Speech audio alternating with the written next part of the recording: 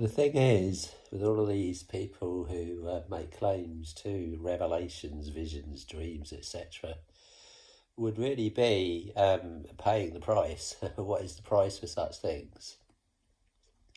You could say, in short, great saint, great sufferer. So, what do they suffer? All of these visions, dreams, and revelations with saints usually come out of great suffering in their lives.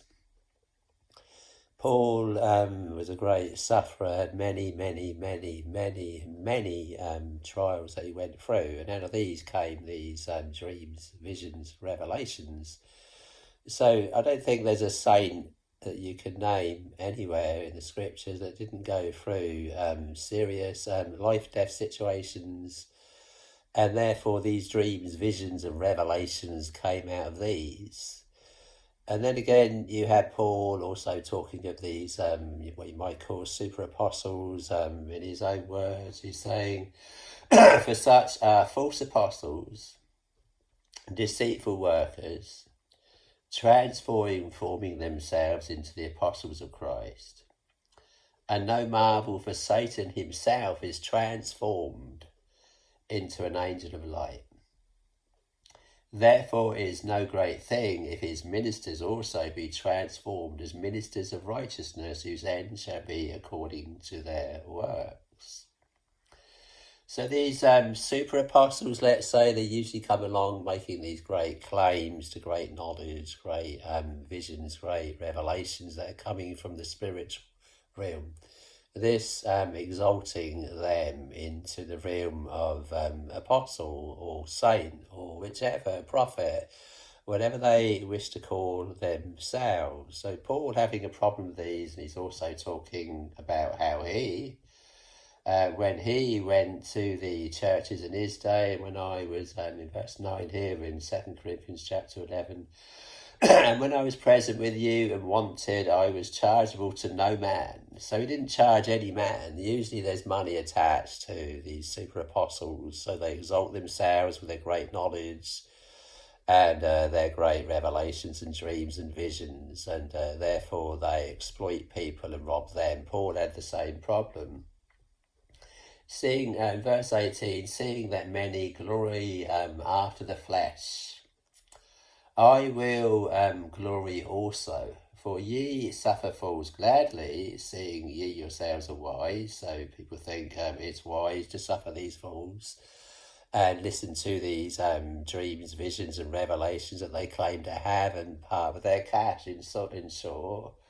For ye suffer if a man bring you into bondage. They're quite happy to be brought into bondage to these people. If a man devour you, if a man take of you, if a man exalt himself, if a man even smite you on the face, you will feel blessed by these people. They can do anything to you. They can rob you, exploit you, take all of your cash, and you'll hang on their every word.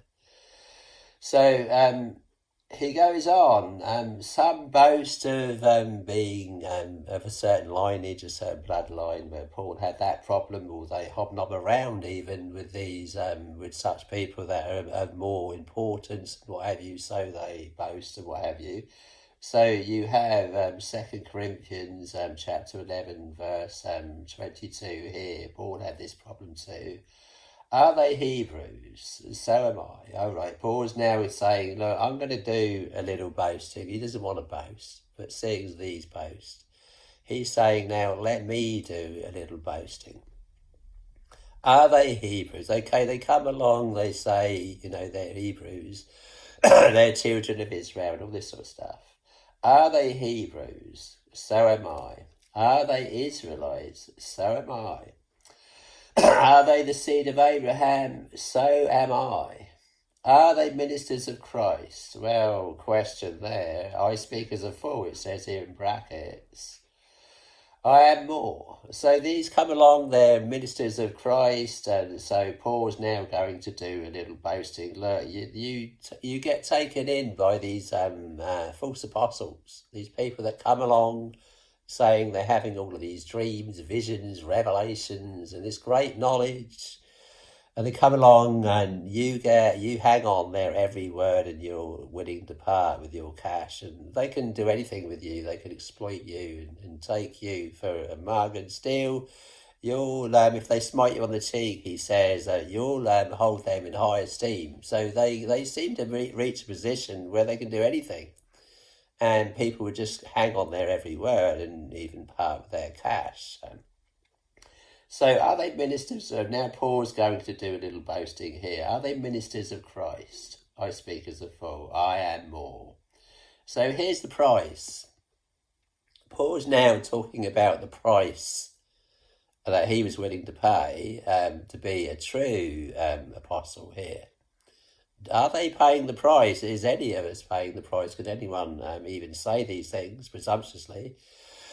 You can say them, but can you make boast to the same? You can say them. Can I say them? Can anyone say them? You can say them as an observation, but don't for one moment assume this great claim that you are one and the same, on par with these apostles. These super apostles maybe, but not with the apostles themselves. So Paul's now going to do a little boasting. Okay, these people come along boasting and you hang on their every word and so on. Are they ministers of Christ? Right, he's put a big question mark there. I speak as a fool. I am more. So here's Paul, he's doing a little boasting and he's speaking as a fool, right? I speak as a fool. These come along boasting and you hang on their every word. They boast of these great dreams, visions, revelations, this great knowledge, this great background, this great association. Maybe they come from the children of the Abraham, Isaac and Jacob bloodlines, or they're associated with important people, etc., etc., etc. They've been around the world, they've got money, they've got all of these attributes of the flesh, and people hang on their every word. Well, now here's Paul, he's going to do a little boasting. So he's saying, are they ministers of Christ? I speak as a fool, right? In brackets it says there, I am more. So he's going to foolishly do a little boasting here. In labours more abundant, in stripes above measure, in prisons more frequent, in deaths oft. So he's paying the price here. He's in a position where he's facing life and death every day. So these super apostles, do they face situations where they're confronted with life and death situations? Not life and death for other people, but life and death for themselves. Are they ministers of Christ? I speak as a fool. I am more. In labours more abundant, in stripes above measure, in prisons more frequent, in deaths oft. Of the Jews 5 times received I 40 stripes save one. So of the Jews 5 times received I 39 stripes, that adds up to 5 times.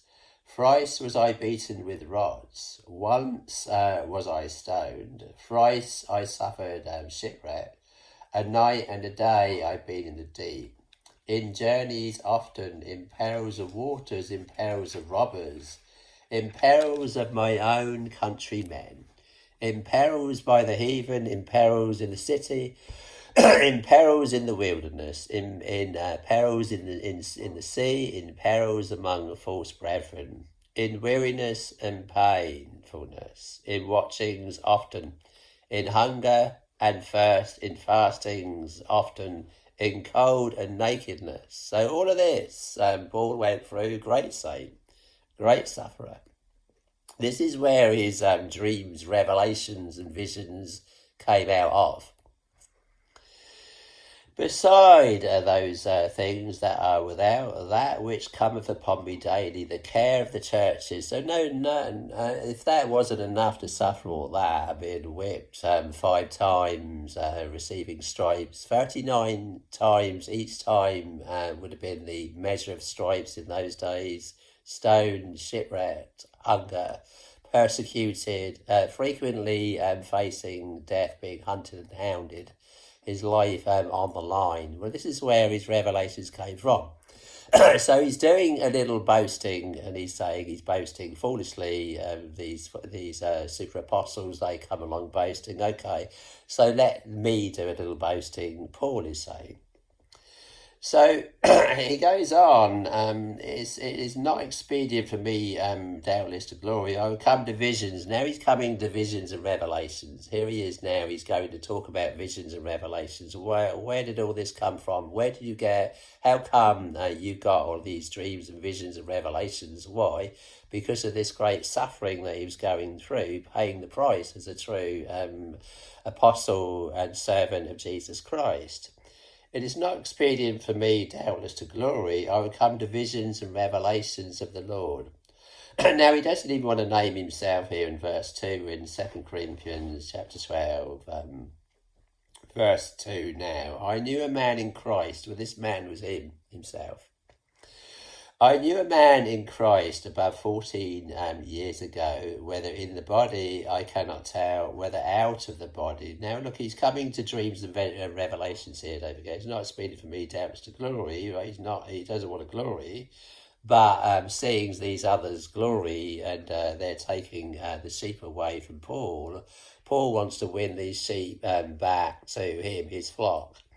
I will come to visions and revelations of the Lord. I knew a man in Christ about 14 years ago. Now he's talking about himself. Whether in the body I cannot tell, or whether out of the body I cannot tell, God knoweth. Such an one caught up to the third heaven. Now Paul here is talking about his revelations, his dreams, his visions, how he was caught up into the third heaven. This actually happening to St. Paul. How did this happen? It came out of all of this suffering that he was going through. And I knew such a man, whether in the body or out of the body. Now, he couldn't explain what happened here. All he knew was it happened. He was caught up into the third heaven. In other words, he didn't find himself suddenly amongst the clouds out there in the sky. He didn't suddenly find himself out there travelling across space amongst the planets and stars, the moon and what have you, the second heaven. The first heaven being the sky up there. I look up the sky up there, it's daytime, I can see the clouds, I can see the sun, I can see the blue sky. Second heaven, the stars, they come out at night, and the planets and what have you. So the third heaven, he was caught up into the third heaven. In other words, he went somehow or other up into the spirit world. He doesn't know how this happened. He's not boasting of some kind of astral travelling or his spirit leaving his body. All he knows was, and he's explaining it in all honesty, that he was there. Whether in the body, it might have felt like he was in the body or out of the body. He cannot tell. He can't explain it.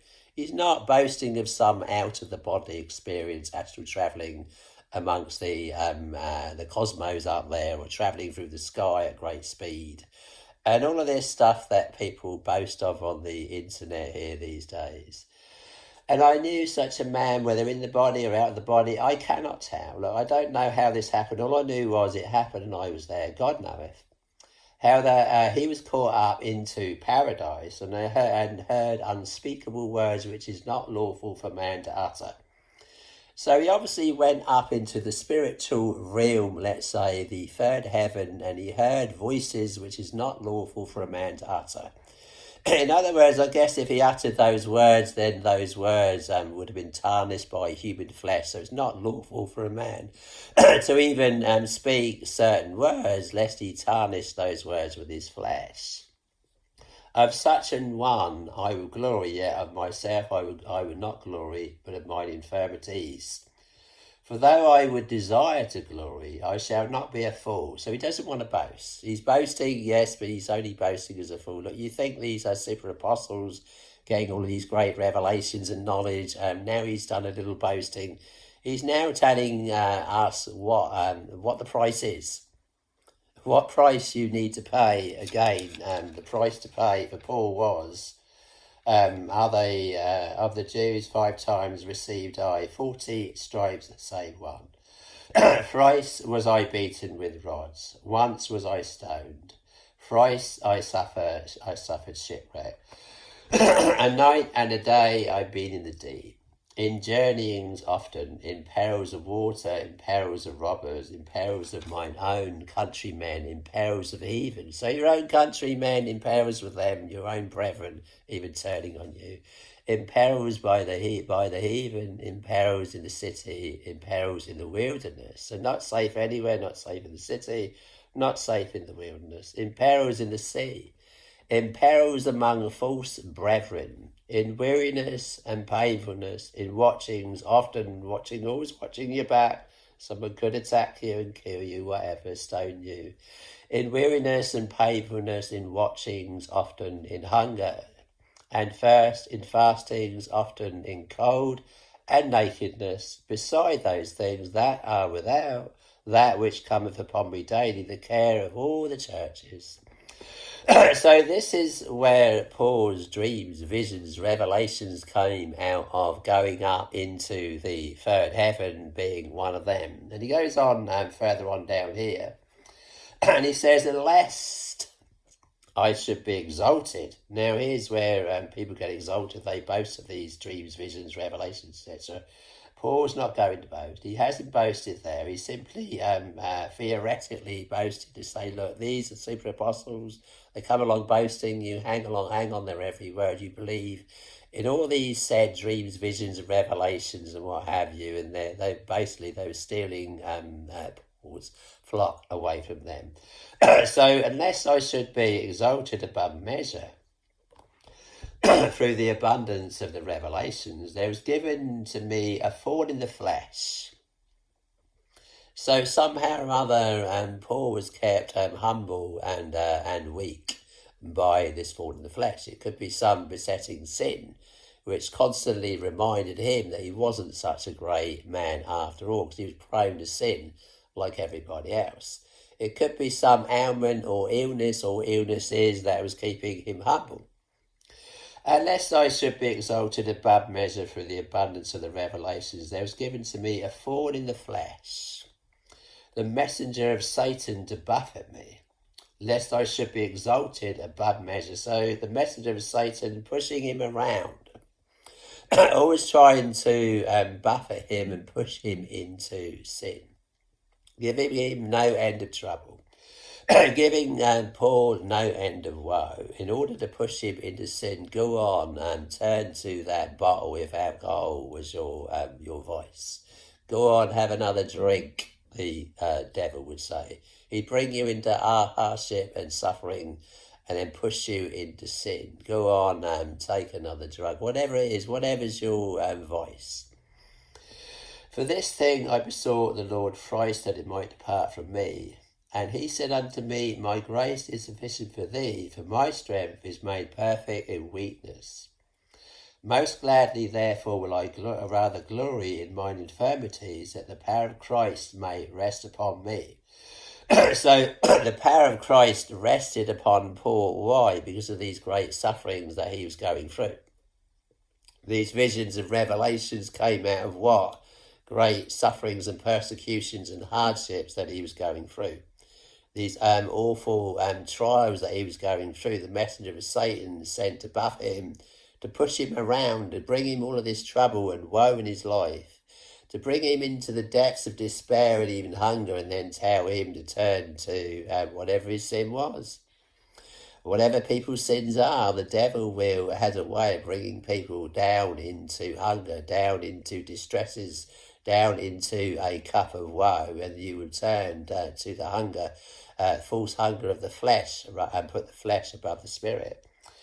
And so for this thing I besought the Lord thrice that it might depart from me. And he said unto me, my grace is sufficient for thee, for my strength is made perfect in weakness. Most gladly, therefore, will I rather glory in mine infirmities, that the power of Christ may rest upon me. Therefore I take pleasure in infirmities, in reproaches, in necessities, in persecutions, in distresses, for Christ's sake. For when I am weak, then am I strong. For God's strength is made perfect in weakness. So praise Jesus. Do we want dreams, visions and revelations? Well, we have to ask ourselves, are we willing to pay the price as St. Paul did, as many great saints and apostles and servants of Jesus Christ, both in the Old Testament and New Testament, did? Many of these even trying to wiggle out of it when they saw the cost of what it would cost them. So likewise, whosoever be of you that forsaketh not all that he have, he cannot be my disciple. So praise Jesus.